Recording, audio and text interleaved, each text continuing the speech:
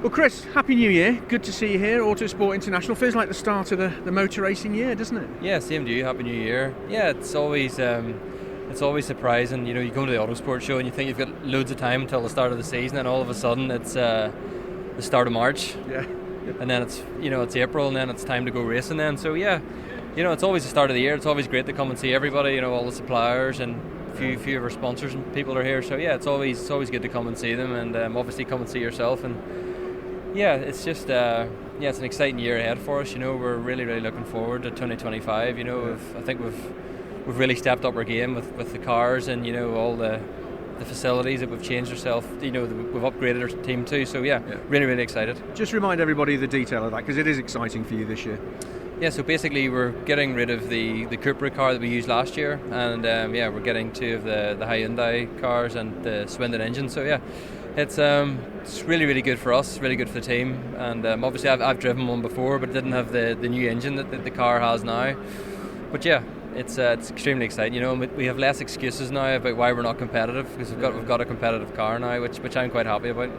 Were you frustrated with last season, or did you see the glass as being more half full rather than half empty? Because I know you had some challenges last year, and you were always positive when I spoke to you, but I got a sense that you wish things had gone a bit quicker. Yeah, I just think, coming back into the championship as the first new team, I think it's 5 or 6 years, we were the first new team back in again, and a car that, maybe wasn't always the most competitive one, is the fairest way to put it. And I think we did improve it. I think our results, there's a few times last year where our actual results doesn't actually really reflect our pace. Snetterton was one of them. We were lying 7th and the bloody passenger door opened. That ruined Snetterton for us. Croft, we had an issue with the hybrid battery. We qualified 6th at Croft. We had an issue with the hybrid battery. That really ruined Croft for us as well. Silverstone, we had a couple of top 10 positions.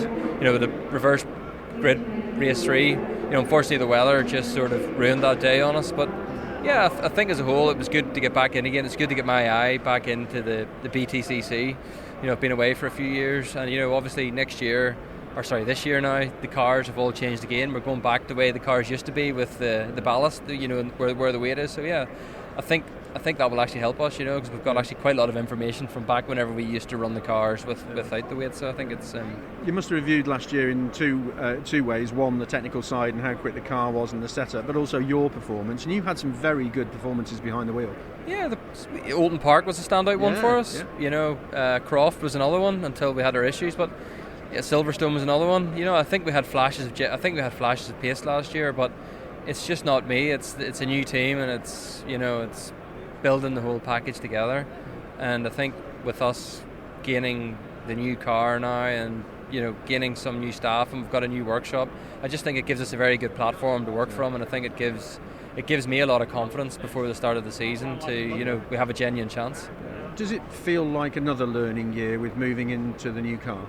Well, we can't really afford another learning year. I think we're looking for sort of try and get a little bit of pre-season test and try and go into the start of the season, with a vision of running in the top 10, and the latter half of the year, challenging for podiums or a race win. That's really what we're doing. I've done it before and I want to do it again, and that's where we're aiming for. Before too long, we'll be chatting again at Media Day up at Donington before the launch of the season. How much time are you going to get in the car before then?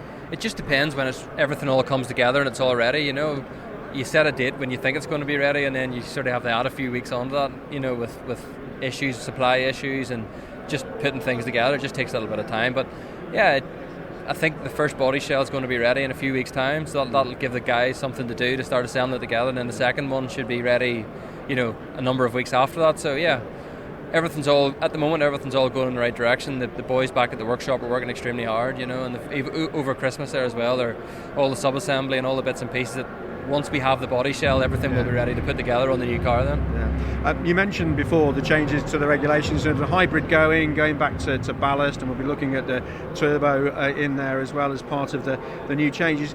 Is that the driver's preference? I mean, I speak to so many drivers, and some of them say, I preferred the ballast days. You almost smiled then. What's your preference? Listen, for me, the best in the modern day BTCC, for me being as a competitor, for me, the best year as a season was 2019. Mm-hmm. We had all the different tire compounds. We had the ballast, and with I really think that the racing was unpredictable.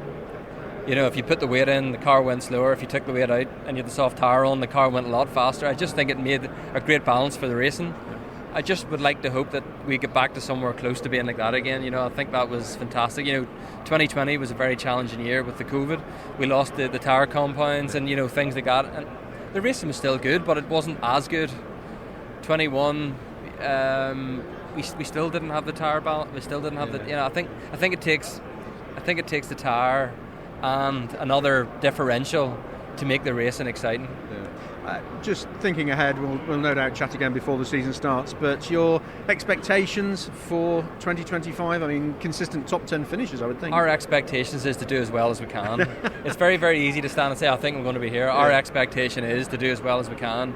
And I know if we get all our ducks in the line, we can do very good things. Yeah. You putting extra pressure on yourself for this year? No.